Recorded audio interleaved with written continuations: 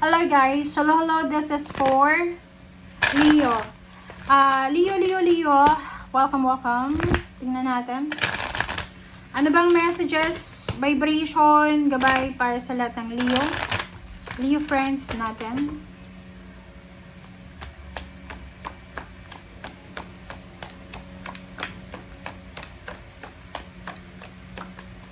Okay, kung bago ka sa channel ko, please like, share, and subscribe, Leo.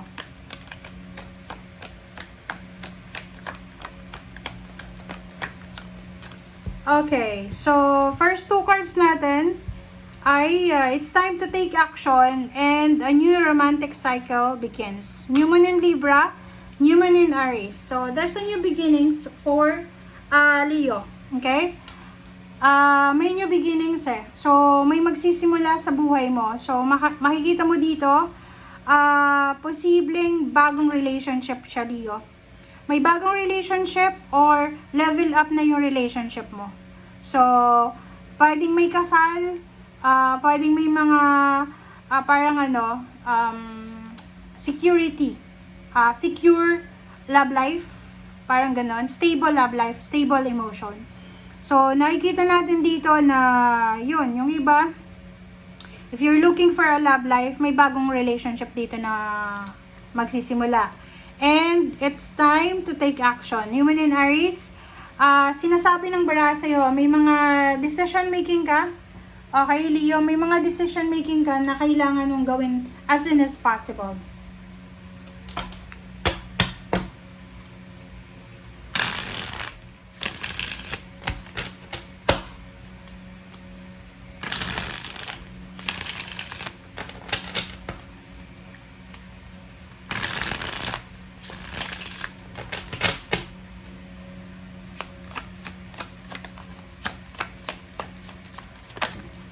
Alright, there is not enough confidence to fuel the situation. OMG. Okay, so sinasabi ng barahan na to, ihanda mo daw yung sarili mo dito, Leo. Kasi yun na nga, may bagong relationship na posibleng darating sa'yo. So, may bagong relationship na posibleng i-offer sa'yo. So, be ready to receive. Pero, hindi ka sigurado. Okay?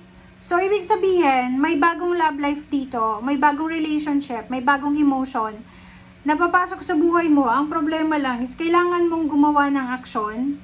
Ang problema lang dito is hindi ka sigurado, hindi ka masyadong confident or hindi ka sigurado na yung sitwasyon na to ay talagang para sa'yo. Parang ganun.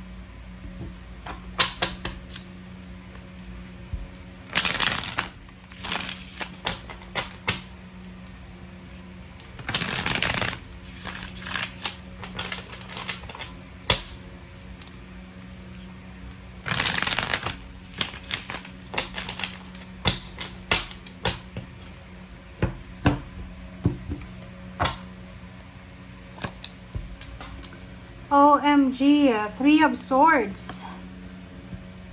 Kaloka ka. Leo. Three of Swords, Two of Pentacles, Eight of Swords, and then Seven of Swords. Okay, kung makikita mo dito, Leo, sinasabi ng barahan na you need to be careful. Maging careful ka daw kasi possible na yung relationship na to, okay, yung relationship na posibleng ino-offer sa'yo or darating sa'yo, ay posibleng masasaktan ka sa bandang huli.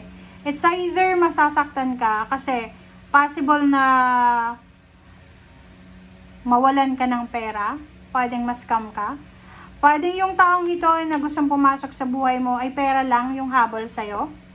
Pangalawa ay posibleng yung taong yan, kasi Seven of Swords, tingnan nyo guys screenshot nyo pa. Ang love life na to, okay? Ang love life na to na darating sa'yo, okay, is hindi siya talaga yung love life na magtatagal. Kasi unang-una, masasaktan ka. Bakit? Kasi yung pera mo, siya yung habol sa'yo, hindi naman yung sarili mo, hindi ikaw. As a Leo, hindi ikaw yung gusto niya. Gusto niya yung trabaho mo, gusto niya yung pera mo. And once na pumasok ito sa relationship mo or sa buhay mo as a partner or relationship mo, magiging stagnant ka na. 'Di ba? Parang masisira yung buhay mo diyan. Anong ibig sabihin ng masisira yung buhay? Ibig sabihin yan, uubusin niyo yung pera mo. Okay? And lulukohin ka lang. 7 of Swords Paki-comment nga sa comment section. Tingnan nyo. Basahin nyo paliyo. Doon sa mga may mga manliligaw kayo. Mag-iingat kayo Or doon sa mga nililigawan nyo. Pag tinanong kayo anong trabaho mo, ibig sabihin nun, interesado lang yan sa trabaho mo. 'Di ba? Masasaktan ka daw. Kasi mahihirapan kang, once na pumasok itong taong to sa buhay mo, mahihirapan ka ngayon, magtatrabaho ka gabit araw para i-sustain, para bigyan siya ng pera, hanggang sa magkautang-utang ka na, makapunta ka na sa 8 of Swords, wala ka ng kawala. Ending is kamin ka lang niya.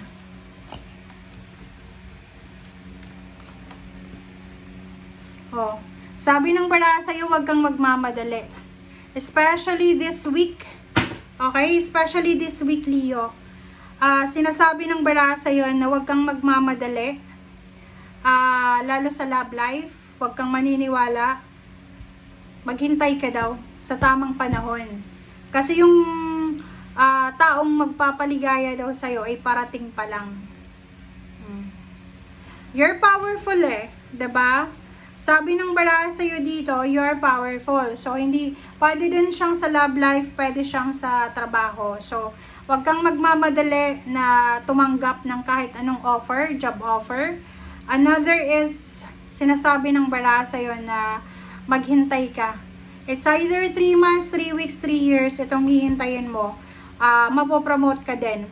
Makukuha mo din yung power. Matutupad mo yung pangarap mo. So, kailangan mo ng patience. Alright?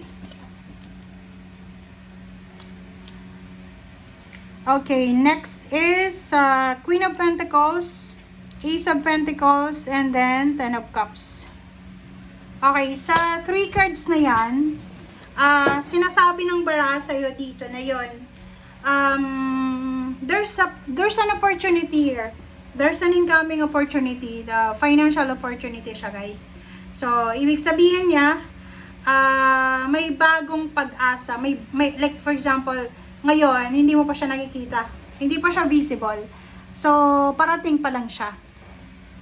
It's either Earth signs, Virgo, Capricorn, and Taurus.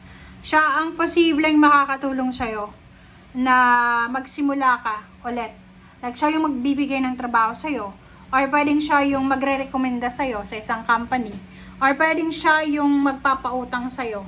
Okay? So, yung taong yan, ay posibleng siya yung magiging rason para umasenso ka emotionally, financially, and maybe siya, anak mo ba siya, kapatid, or kung sino man, related siya sa'yo.